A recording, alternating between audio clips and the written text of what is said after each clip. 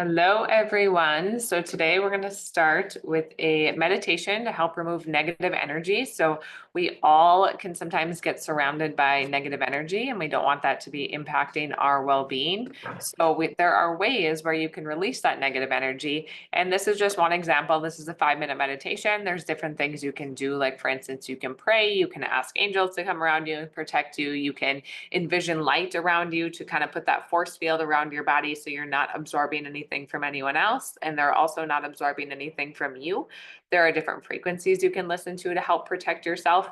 So we're going to start with this one. Just clear any negative energy in the area and around your body. And we'll start off with this.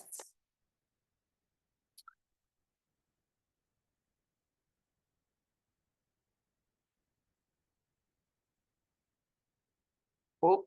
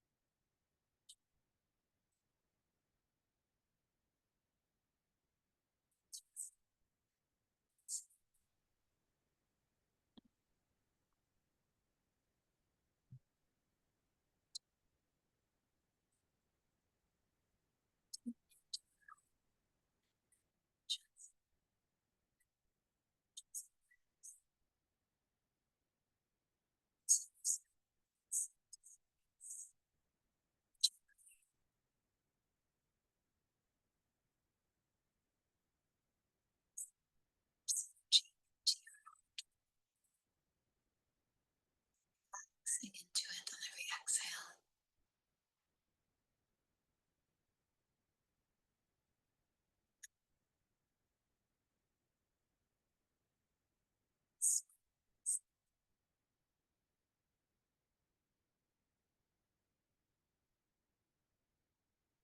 Tuning into a sense of sweet, melodious harmony and truth within your heart.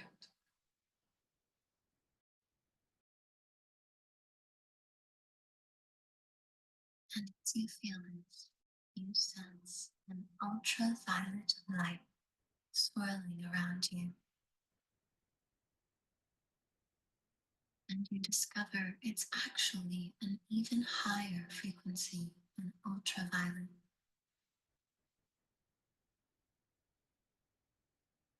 It's as if it's swirling and spinning, washing away any debris around your energy, uplifting you,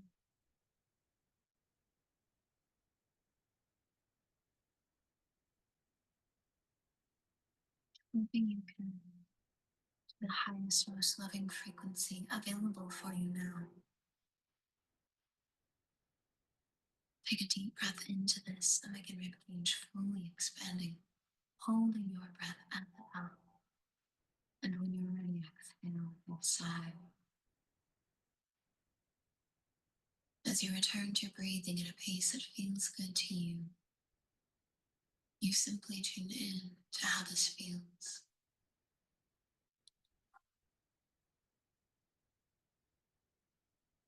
You are lit up, alone, and truth.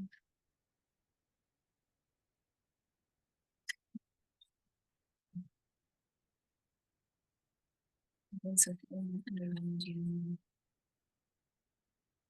And you anchor this into the earth, feeling yourself as if you are growing deep roots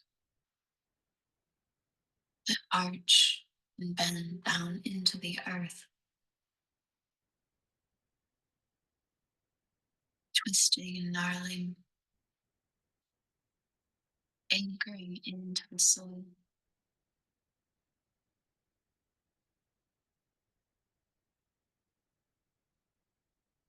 And you see these roots are also lit up by the ultraviolet light, helping heal the earth as well, anchoring the light not only to you but also to the earth.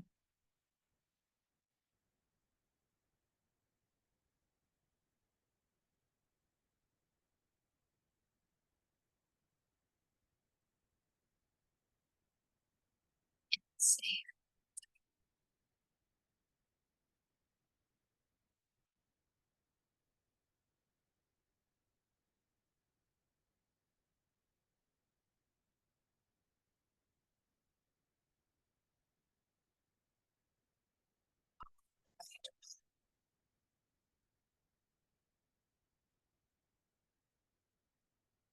It's nothing as you slowly begin to bring your awareness back to the world around you, opening your eyes as it feels good to you.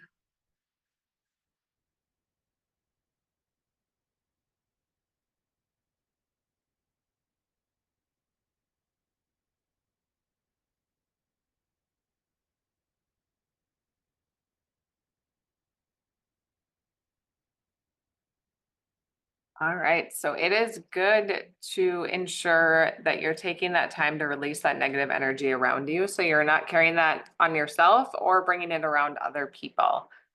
All right, so today we're going to talk about some kitchen ideas, ways to make meals while on the release phase, because it is a little bit different. So we're going to go through some different toxins you should be aware of in your home, a lot of which that might be in your kitchen.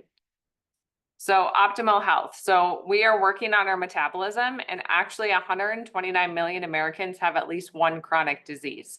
So we want to reduce the amount of diseases that you guys are dealing with. So the internal world is what is the state of our metabolic health.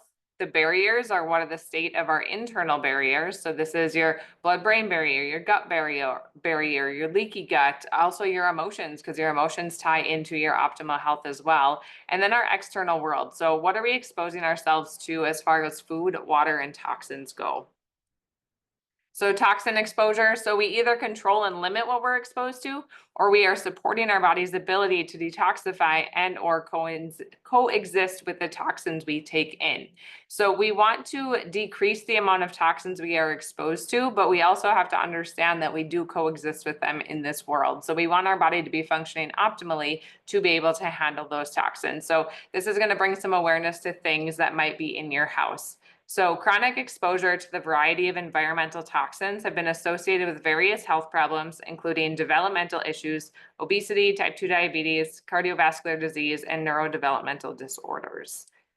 So some toxins include, so a lot of these are in the kitchen. The kitchen is a high area of concentration, and many of these issues are particularly found in plastics. So different toxins include heavy metals, mercury, lead, arsenic, pesticides, neurological disruptors, endocrine disrupting compounds such as BPA, phthalates, genetically modified compounds, plastics, and now particulate matter or nanoparticulates, especially microplastics. So we actually consume the equivalent of 13 plastic bags a year. That's really disgusting when you actually think about it. So that can contribute to inflammation, that can contribute to immune system dysfunction, breakdown of your microbiome, cancer, Alzheimer's.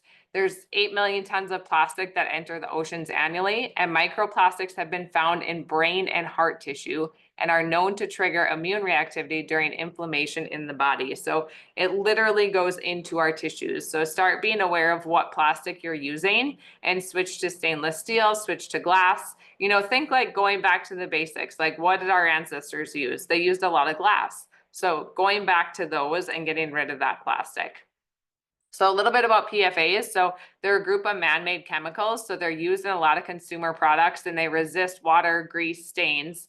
And they're found in things like Teflon, so like your nonstick cookware that's not non-toxic, fast food wrappers, microwave popcorn bags, water-resistant clothing, stain-resistant carpets and furniture, and some cosmetics and personal care products. So they're a problem because they don't actually break down. They stay in the environment and in our bodies for years. And that's why they're called forever chemicals. So they're linked to serious health issues like hormone disruption, including thyroid issues, immune system suppression, fertility issues, pregnancy complication, increased risk of cancer, especially kidney and testicular cancer, elevated cholesterol, and developmental issues in children. So the PFAs are everywhere. They contaminate the water, the sources, the soil, the food, and the CDC has found PFAs in the blood of nearly every American tested. So that's a big issue. So what you can do about it, you can filter your water, use distilled water. So if you don't want to be absorbing them through your skin, put a shower head filter or a bathtub filter on your tub. Avoid nonstick cookware. So use stainless steel, cast iron. We'll go through some of my favorite cookware pans here too. And then check out your personal care products. So especially if you have like waterproof makeup that contains a lot of PFAs. So minimize your fast food and then support your detox pathways. So your liver, your kidneys, your lymphatic system. So we want to make sure those drainage pathways are open so the toxins can get out. So some cookware, if you have a scratch in your Teflon, that is really, really bad. And oftentimes people have scratched Teflon and you are absorbing those chemicals into your food and then eating them. So aluminum is also a no-go that can contribute to Alzheimer's. So thinking of things, cast iron, glass, I do like the Our Place pans. So they do have a non-stick, but it's not toxic. So I have a lot of their pans as well. So food prep, so you want to think of, wood, stainless steel, some silicone if it is food grade is okay. So just making sure you're making better choices than plastic, nonstick. If you don't have to use any grease, then it's probably nonstick, and I would really question if it is not toxic as well. So food storage, so you can use stainless steel storage containers.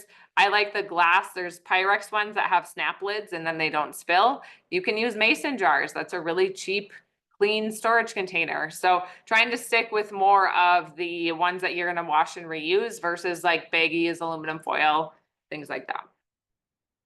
So here's some interesting facts on tea. So here are some tea companies whose bags do not contain plastic. So Republic of the Tea, Numi Tea, Yogi, Hookah, Bigelow, Stash, and Traditional Medicines. So those don't contain any plastic.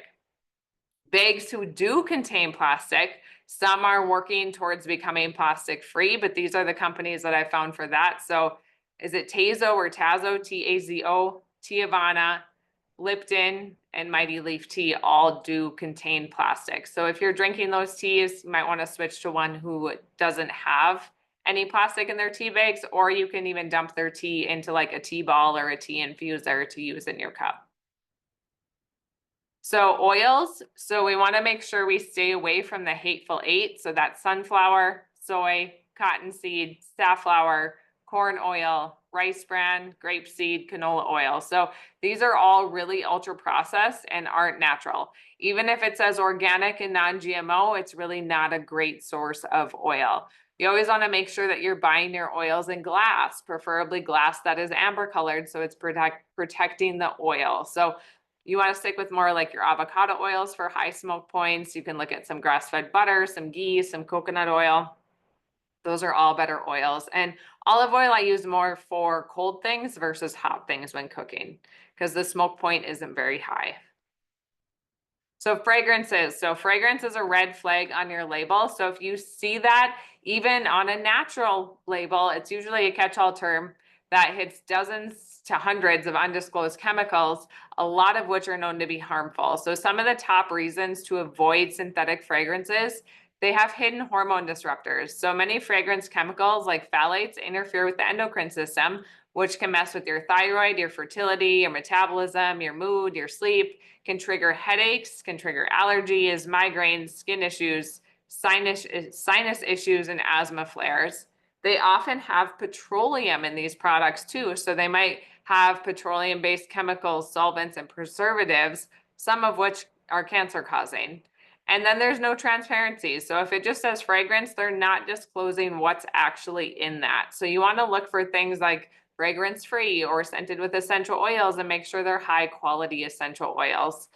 In your dryer, if you want to have a scent in your dryer and you don't want to use dryer sheets, you can use wool dryer balls, and you can actually put a couple drops of essential oil on the wool dryer ball, and that's going to help give your clothes a little bit of a scent.